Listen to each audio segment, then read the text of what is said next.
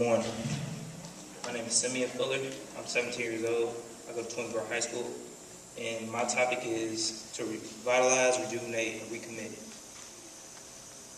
The theme of this year's contest is revitalize, rejuvenate, and recommit. The prefix re in Latin means again and again. Each word calls back to a former place. The revitalization in this 21st century, how can we live again? Joblessness seems to be on the rise. Uncertainty hovers over our economy. Yet we're called in this time of crisis to see opportunity. For this is the dream and the baton, if I may add, that Dr. King has passed to us. Rejuvenate, to be young again. To see impossibilities as possibilities, and to have hope. Our hope is realized with the step towards obstacles we fear in spite of fear. To rejuvenate, give new vision to old ideas. We live in a generation of information. We have more resources than Dr. King's generation ever had. Although we have information and youthfulness, we cannot succeed without recommitment.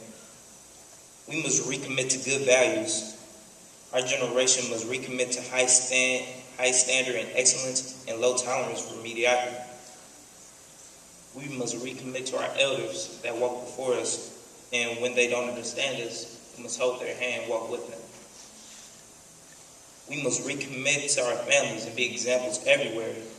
All the time someone is looking. But above all, we must recommit to God. Because with Him, all things are possible. Our generation must recommit to high standards in education and excellence and low tolerance for time wasting. We must commit to our goals and take time to reach them. Because we are all benefactors of the dream of Dr. King and those that came before him. Many speak of the dream of Dr. Martin Luther King Jr. and the racial and social justice that we benefited from. But at the end of his life, Dr. King realized the effects of poverty and how poverty is colorblind. November 1956 sermon, Dr. King presented an imaginary letter from the Apostle Paul to American Christians, which stated, "O America, how often you take necessities from the masses to give luxuries to the classes.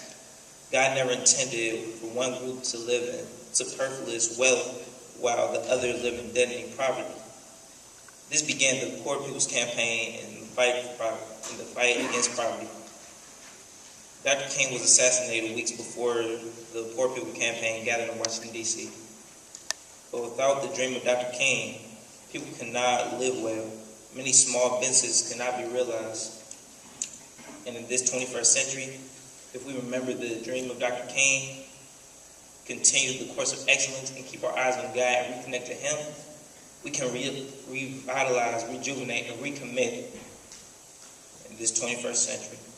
For the price of success, perseverance, and the price of failure comes cheaper, and we can't accept cheaper. I'm Simeon Fuller, and I approve this message.